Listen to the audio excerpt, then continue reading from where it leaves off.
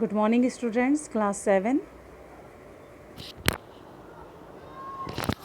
हमारा चैप्टर चल रहा था चैप्टर नंबर 2 ज्योग्राफी का। तो उसके अंदर हमारा जो अब टॉपिक है ना वो नेक्स्ट है क्लासीफाइड ऑफ रॉक्स। तो क्लासीफाई जो रॉक्स जो होती हैं उनको अलग अलग पार्ट्स में जो है डिवाइड किया जाता है। तो पहला है इसके अंदर इसके जो ग्रुप्स होते हैं, मेजर ग्रुप्स हैं, वो इग्नस सेडिमेंट्री और metamorphic rocks. Rock categories under each group exhibit different in colour hardness of identities. जैसे कि इग्नियस रॉक जो है वो आपको इसके अंदर इसका जो एक पार्ट मानी जाती है रॉक्स को डिवाइड करने के बाद। तो the term if igneous is derived from the Latin word ignis, which means fire. It signifies rocks formed by the cooling and solidification of hot lava and magma benches of beneath the earth's interior. These rocks are still taking new forms due to volcanic activity. Since they were the first to be formed, they are also referred to as primarily rocks. Igneous जो rock है वो igneous जो word है वो Latin word से लिया गया है इग्निस से, और इसका मतलब होता है फायर, आग। जिस तरह से जो इसकी जो रॉक की जो फॉर्म जो होती है वो कूलिंग होने के बाद जो सॉलिड फिक्शन में हो जाती है और हॉट होने के बाद लावा और मैग्मा के अंदर चेंज हो जाती है, तो इसी तरह से उसको इग्नियस रॉक कहते हैं। इसका the lithosphere originally comprised primary or igneous rock. Due to certain internal and external process, these rocks underwent changes, and many of these were transformed into what are called sedimentary and metamorphic rocks.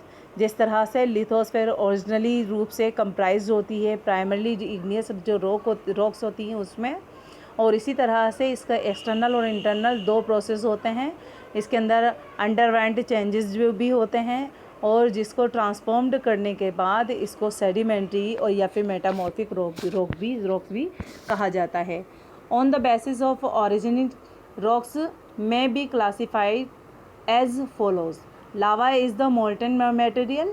लावा जो होता है वो molten material कहलाता है और ये riches होता है। ये अर्थ की सरफेस पर वॉल्केनिक रूप से ऊपर की तरफ प्रेशर पाकर ऊपर आता है, और ये सॉलिड तरीके से ऊपर आने के बाद सॉलिडिफाइंग हो जाता है, और लावा जो होती है वो ब्लास्ट होकर ऊपर आता है और कूल होने के बाद रैपिडली फाइन ग्रेन के रूप में ये बन जाता है। इसी तरह से ये क्रिस्टलाइन रॉक्स जो है उसमें चेंज हो जाता है। सम एग्जांपल्स अगर आप देखेंगे तो बेसाल्ट्स और प्यूमिका, ये इसके एग्जांपल हैं जो कि आपको इसके अंदर भी नज़र आ रहे होंगे पिक्चर के अंदर भी।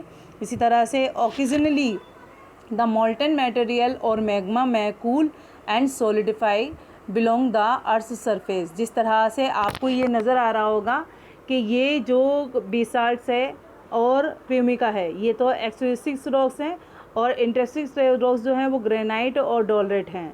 इसी तरह से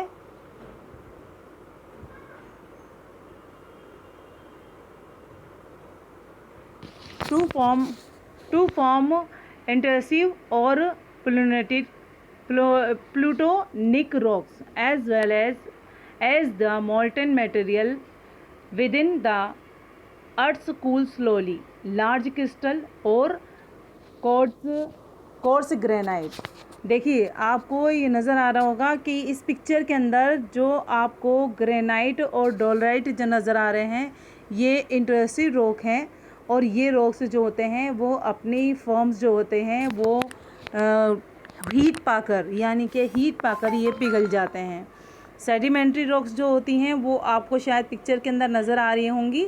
इसके अंदर जो है sandstone, shale, conglomerate and mudstone ये आपको नज़र आ रहे होंगे। ये सब जो हैं वो आपके सेडिमेंट्री रॉक्स के अंदर रॉक्स जो है वो उसके एग्जांपल्स हैं।